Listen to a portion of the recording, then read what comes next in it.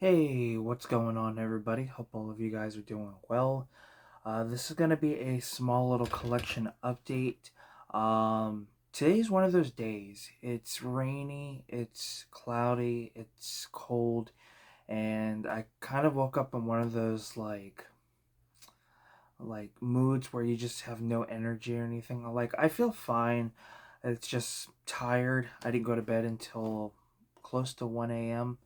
And yeah, what can you do?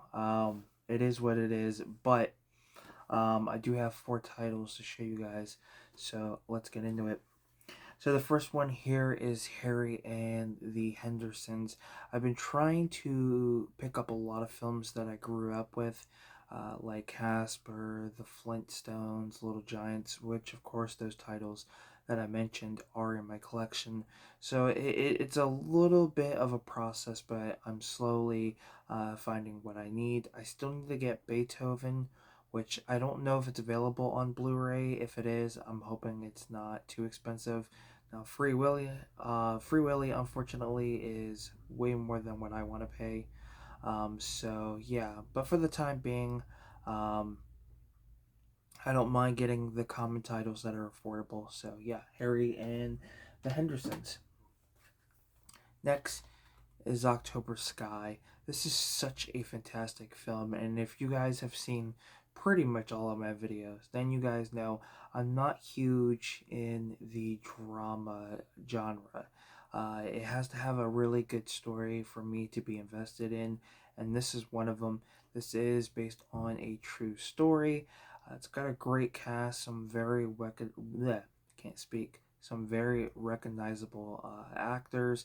Jake Gyllenhaal earlier in his career. It is a late 90s film. You also have Laura Dern. You've got the actor who plays Sherman in American Pie. And then you have the one actor from the Steve Harvey show. He's in this as well. So, yeah, highly recommend this film if you have not seen it. And it's definitely a film I feel like should be under the Criterion Collection. Next is Doctor Who Spearhead from Space. I've been wanting to slowly get into a lot of the older Doctor Who films or specials and series, so it's going to be a slow process. I know there are a lot of sets out there, but it'll be a while. But I do want to start revisiting a lot of, or not revisiting. I want to start watching a lot of these older ones and then revisit, of course, the Ninth Doctor and moving forward to the newest Doctor. Um, but yeah, very very happy to pick this one up. It is the John Pertwee years, 70 to 74. I believe it might be a few episodes. Um, I want to say it's probably a few episodes, combined into one. From what this says, it was originally transmitted January 3rd to the 24th, 1970. So I'm not 100% sure what to expect, but looking forward to it. And then lastly, I picked up on 4K yesterday. I really enjoyed this movie. I like the whole concept of it, and it's a Beatles musical. I mean, in some way it is, and you can't go wrong with that. Um, I think it's a very underrated film. I don't hear people talk about this one quite often. So if you do come across it, give it a shot. I think you guys will like it. And especially if you're a Beatles fan, it's worth the watch. It's got a great cast. You got Ed Sheeran, Kate McKinnon, Lily James. Um, I think that might be like the big well known names that I can think of. But yeah, basically the plot for this is our main character on the cover. He gets into an accident, and when he wakes up, everybody doesn't know who the Beatles are. They never existed. So he takes the opportunity to use their music. And there's a nice little twist at the end of the film that really, in some way, could have spawned a sequel of some sort. But that not gonna happen, and I don't blame them for not doing it because let's be honest, it doesn't need a sequel. But I do like the nice little twist there.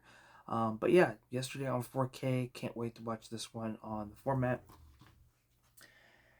And those are the four titles that I recently picked up. I had completely forgot to do a unboxing for you guys on yesterday, but it is what it is. But I do have an unboxing for the other three Blu-rays, so you guys can check that out. It is on the channel.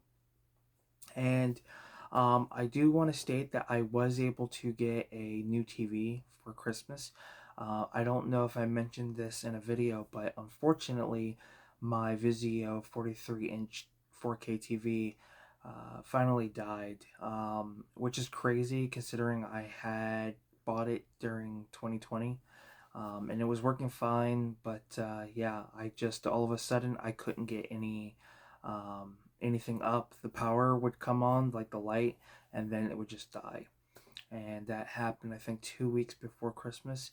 So yeah, it was stressful to say the least. But for Christmas, I ended up getting a 50-inch, what is it, the TCL 4K LED. And I gotta say, I really love this TV. I tested out some of the 4K titles that I have, and this is the better way to go. Like, this gives you a better experience when you're watching your 4K films, and a great example of that would be the 89 Batman and Beetlejuice. I put those films in and they looked absolutely amazing. There was things things that were detailed that I couldn't see the first time, especially on a smaller TV. So it was definitely worth the upgrade in some way. I also tested out a 4K scan, and that was the Phantasm 2 Blu-ray. And man, that looked amazing, and the sound was great too.